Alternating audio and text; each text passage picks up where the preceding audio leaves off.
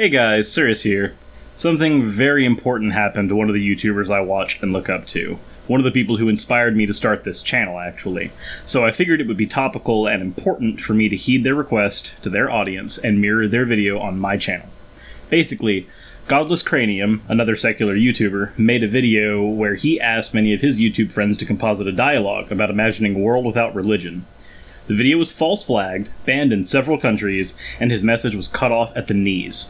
By mirroring his video, Holy Kool-Aid and other YouTubers that I watch, like myself as well, want to end up having this act like cutting off the head of a hydra. Silencing one of us will incite all of us, at once. I know I'm new to this space, and my particular mirror won't reach a lot of people, but I feel like it's important to put my work in on this matter as many others have as well. Links will be in the description for all the other YouTube channels involved, as well as the source video that this is coming from. Please enjoy and support free speech without dogma and limits. Religion in US worth more than Google and Apple combined.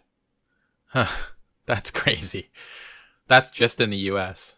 Imagine how much it would be worldwide. Faith economy worth $1.2 trillion a year. More than combined revenues of 10 biggest tech firms in America, study shows. Religion in the United States is worth $1.2 trillion a year, making it equivalent to the 15th largest national economy in the world, according to a study. The faith economy has a higher value than the combined revenues of the top 10 technology companies in the US, including Apple, Amazon, and Google, says the analysis from Georgetown University in Washington, D.C.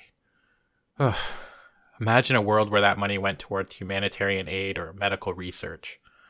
Wouldn't that be something? Imagine a world. Imagine a world. Imagine a world. Imagine a world. Imagine a world where you never read the headline, faith-healing parents charged with murder in death of premature twin baby. The Mitchells, driven by religion, failed to send for medical aid when their newborn baby stopped breathing. The baby died mere hours later. If not for the intervention of the medical examiner, her twin sister may have died as well. This is nothing new. The mother's own sister was sentenced to 6 years in prison for the death of her newborn son. Worse, the majority of states have laws protecting parents and religious leaders from prosecution for child neglect, abuse, or even death for withholding medical care on religious grounds. And abetted by this legal cover, at least 140 children have died of perfectly treatable medical conditions in the United States from 1975 to 1995. Imagine a world without needless suffering from faith healing. Imagine a world where the bigots had to admit that their gay hatred is their own idea, where they can't say it's not them, it's just their God's commands. Imagine a world with no religious arguments against gay marriage, where nobody was stoned or beheaded just for being queer. Imagine a world where nobody had to be ashamed to reveal their true self. Imagine a world with no religion. Imagine a world without religious wars, without violent acts of terrorism rooted in brainwashed indoctrination, where we unite to build a world worth living in rather than suicide bombing a crowd to escape it. Imagine a world in which people didn't claim jurisdiction over the experience of others based on what they've taken on faith.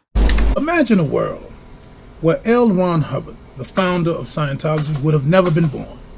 Therefore, we would have never been introduced to such a stupid, illogical, dumb belief system. But instead, this religion today is worth over $1.75 billion.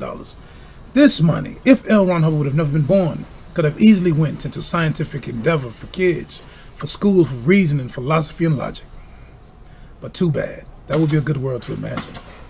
Imagine a world where nothing said or written was taken on the authority of the speaker or writer, where every claim was accepted only proportionally to the supporting evidence, where such evidence and the interpretation was continually challenged and therefore improved, where the support for the claims was not only readily available to everyone, it was frequently accessed by everyone. When I imagine a world without religion, I don't necessarily imagine a perfectly peaceful world. What I do imagine, however, is a world where we aren't living in a reality where people are killing over their imaginary friends every single day. I don't imagine a world where people would always have reasonable discussions despite a difference in ideas. But what I do imagine is a world where people aren't scared for their lives when they criticize or discuss others' ideas. A world where we don't make excuses for extremists because someone offended their religion. Imagine a world without organized religion, particularly Islam. A world where freedom of ideas doesn't mean a risk to human lives every single day. Imagine a world without hijab, where you can see the wind blow through an Iranian girl's luscious, beautiful hair. Or at least imagine a world without niqab, where you can brush your hand across her smooth skin on her face. Or at least imagine a world without burqa, so at the very least you can see her eyes. Or better yet, how about imagine a world without Islam? Imagine a world where no one spends precious time and money on treatments of disease which are not evidence-based. Countless lives are lost every year because people fall victim to pseudoscientific practices that just simply don't work. Often, these practices are based on beliefs involving the supernatural. Regardless of their origin, though, practices without an evidential basis are dangerous when relied upon as medical treatment. As a result, effective treatments are disregarded, and fatal diseases are allowed to run their full course, ultimately tearing grandparents from their grandkids, tearing mothers and fathers from their children, and in strokes of the cruelest form of cosmic injustice, tearing children from all those who cherish them above all else. Envision a reality where no belief in pseudoscience or the supernatural, which allow for such offenses to humanity, exist, and ask yourself, would such a reality be one with fewer atrocities in favor of greater health and happiness? In doing this, you take the first step in making that reality our very own. Imagine a world where people gave serious thought to questions of why we love, why we feel wonder and awe, and why we consider some actions moral and others immoral. Where we continue to plumb the depths of these mysteries, using what we learn to make ourselves and society better, instead of just deciding they're all inevitably spiritual concepts that had to come from God. Oh, and where nobody claims there can't possibly be secular answers to these questions just because they themselves chose to stop thinking about them. Imagine a world that wasn't saturated by mainstream religion. Religious messages have been so normalized, people will take on very baggage-heavy labels as a default. Out of peer pressure, it's what's expected of them to do, even if they don't truly believe. And thus, undue reverence is given to ideas that are as equally absurd as any other mythology we have left far behind us. This normalizing of religion is the stagnation in society. And this prevents an honest, critical dialogue from actually happening. Imagine we could strip all of the emotion out of these arguments, all of the heritage, all of the baggage, and debate the ideas based solely on their merit. We would have won already. Imagine a world in which people didn't pretend to know things that they can't possibly know. Imagine a world without religious moral authorities. When faced with an action that conflicts with our conscience, we tend to rationalize it to avoid the mental conflict between doing something bad and being a decent person, one way being to project the responsibility onto an authority. If there were no morally authoritative religions in the world, then people wouldn't have the option to shunt responsibility onto an intangible, infallible, unchallengeable moral authority. Knowingly harmful actions, in terms of prejudicial or even violent acts, couldn't be excused by obeying the will of God. Of course, this isn't applicable to all religions nor all religious people, and of course there'd still be harmful acts and human authorities to appeal to, but no human authority is intangible, and any would be infinitely less infallible and unchallengeable than the moral commandments that are held with conviction to be the decree of God. Imagine a world where religious reverence isn't used as a shield for pedophiles, so that they can be recirculated into finding new victims in new areas. Imagine a world where children aren't scared of eternal damnation in hell, just for being themselves. They can go out, be free, love who they want to, and not have to worry about burning forever in a lake of fire.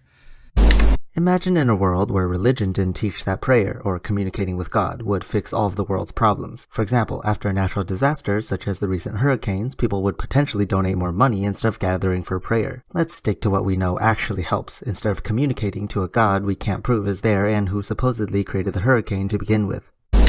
Imagine a world where morals and rules aren't dictated by ancient texts, but are allowed to develop and evolve as society changes.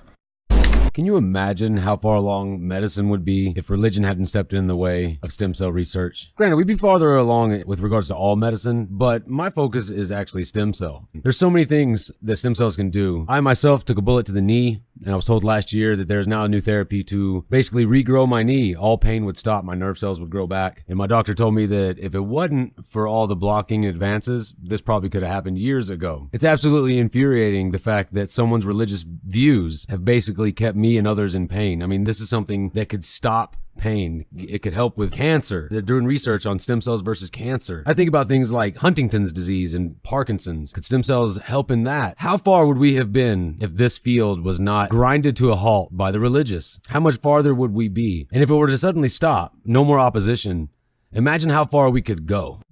Imagine a world without honor killing, where gays don't fear for their lives and where women everywhere are given equal respect and an equal voice, and are treated like human beings rather than assimilating faceless into an ocean of silent black trash bags.